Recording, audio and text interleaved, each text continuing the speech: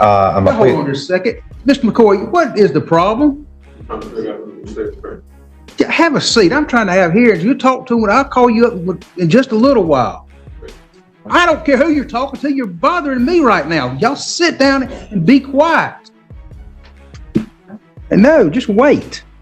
Mr. McCoy.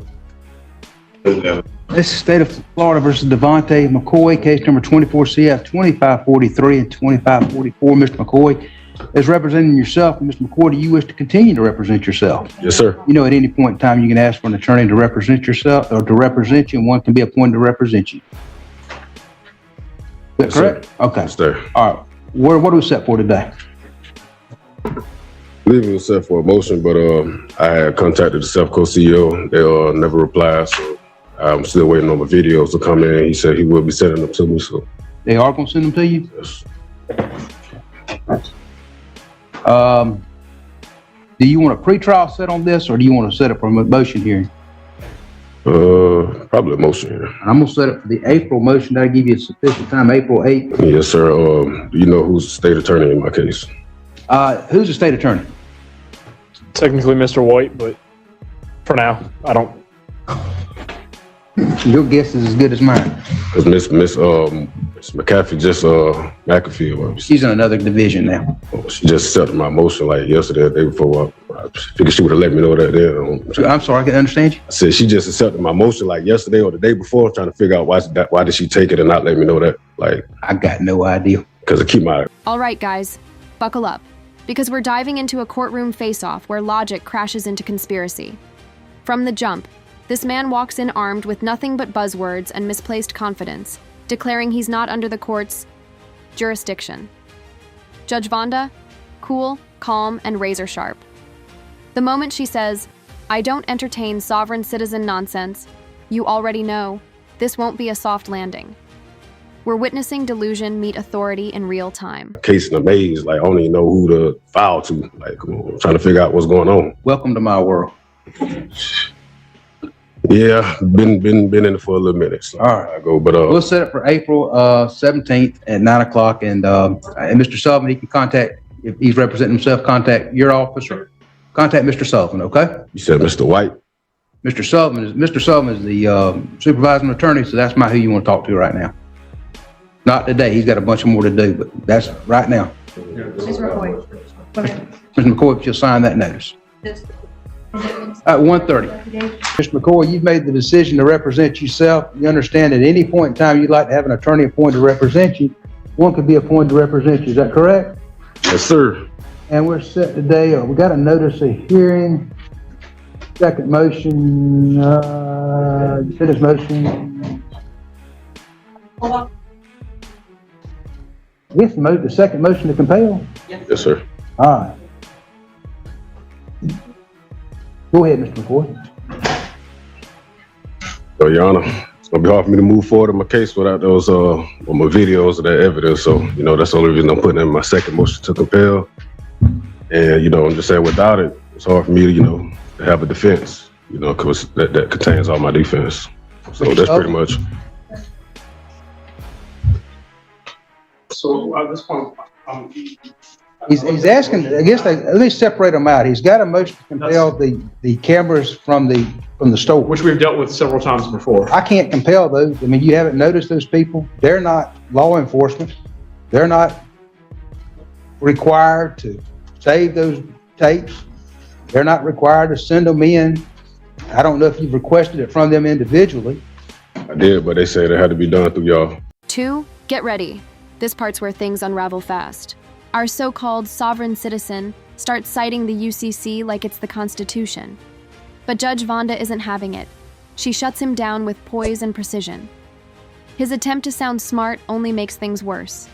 It's the kind of courtroom, crash and burn, you can't look away from.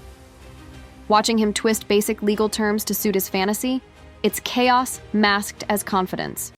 He answered women the owner talk, but they said they also need some law enforcement to come in to get the video. That I can't direct law enforcement to do an investigation. That's not my job. The attorney already went up there. She just didn't get it. She says she went up there anyway. The one that I had. Hey, Miss McAfee. I this is a separation of powers. I don't direct law enforcement to how they conduct their investigations. Now, also, I think there was some cam recorded. If I remember correctly, recorded. Body cam footage. Yeah. You have not received any of those? No. Okay. These discs there are 3 discs here. It's got, my understanding is cameras from FHP. They're written on here. FHP videos, and then cell phone extraction is the 3rd disc.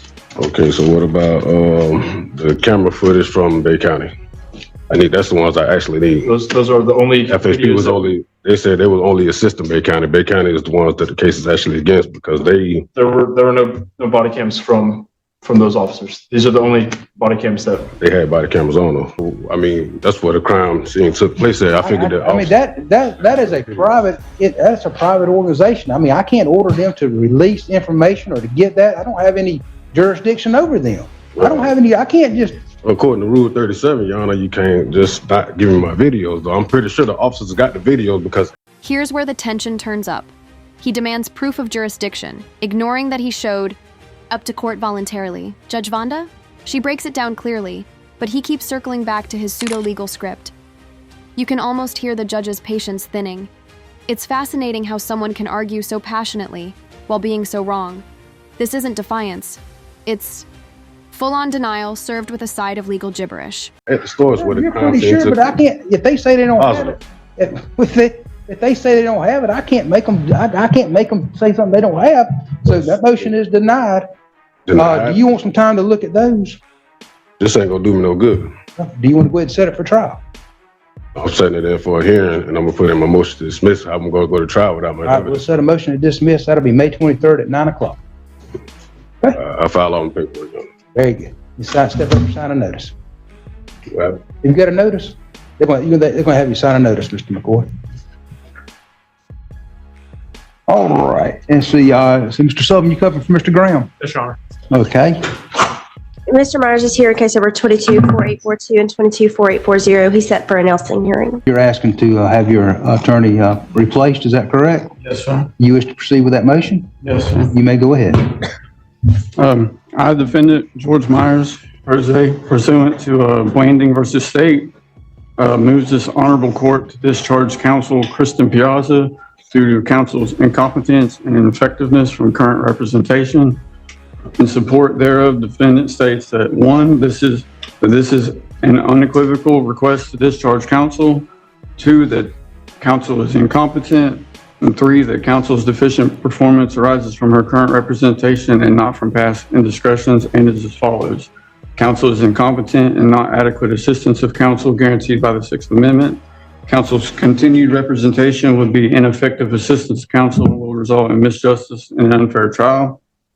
Counsel communicates with defendant at a bare minimum, does not keep defendant reasonably informed about status of prosecution. Now it gets theatrical. He accuses the court of violating his rights without naming a single one. Judge Vonda calls it out immediately. She's not here to entertain fairy tales. Her demeanor? Unshaken. But his? He's flustered, repeating phrases like he's casting a spell. This is where you see the real danger of sovereign citizen ideology. It gives people false hope that shouting jargon can outmatch the law. The defendant has only had one attorney visit where his co-counsel is present and has had no current communication with her and would like a second non-biased opinion. The defendant believes counsel is biased towards his charges and does not have defendant's best interest in mind. Counsel waived defendant's right to a speedy trial without defendant's consent or even discussing reasoning with him. Defendant does not believe that his lead counsel meets the requirements set forth in Florida Criminal Rule Procedure 3.112, the minimum standards for attorneys in capital cases, specifically 3.112F, lead trial counsel, and 3.112J, limitation on caseloads. Also, counsel does not abide by a client's decisions by refusing to file a double jeopardy motion after defendant showed grounds and reasoning for motion. Also, counsel had previously agreed to file a motion and now claims that she'll get in trouble for writing a meritless motion. Therefore, she lied to the defendant. Counsel failed to show due diligence by not researching double jeopardy violation and a complete lack of willingness to do so. In order to better understand defendant's claim, the defendant would move this court to take judicial notice of the following relevant case law. Carlson versus State, which is 405 SO2D 173. Chictus versus Shands, which is 373 SO2D 904. Witcher versus State, 737 SO2D 584. Brown versus Ohio, 432 US 161. Harris versus Oklahoma. Hold on, because this part shows the real disconnect. He refuses to acknowledge the judge as a public official and tries to flip authority on its head. He even says, "I'm a private citizen operating under common law." But guess what? Judge Vonda doesn't flinch. She stays grounded, making it clear, this isn't debate club, this is a courtroom. Watching him double down on fantasy while facts fly over his head? Wild. And as in the above cases, the defendant has already been adjudicated guilty in cases 22-CF-1576 and 22-CF-1599, and is now being prosecuted again for the exact same offenses and also for greater offenses that necessarily include the lesser offenses for which the defendant has already been convicted of. The defendant has additional oral arguments to support his claims and will also move this court to allow rebuttal arguments, counsel's response to his claims, since the burden to replace and discharge counsel lies with the defendant. Anything else? Yes, sir. Ms. Piazza's response? Yes, Judge. I believe the main issue that merits response is Mr. Myers. I think his main issue is the lack of the motion that he wants filed for the double jeopardy claim, and so I think that comes down to two issues: what he's saying is the lack of research, and then the lack of filing the motion. He's provided me pages and pages of case law. I've looked at all of those, so I have diligently researched that issue. And I've also had in our office, we have somebody who does research for us, kind of like a paralegal who does research, and he's done extensive research on this issue as well, which I've discussed with Mr. Myers. He just doesn't like the decision that I've come to based on all of the research, and it was never my intent to promise him to file any kind of motion. It was more of an intent to, I will absolutely look into this. If there is a motion, I will absolutely file it.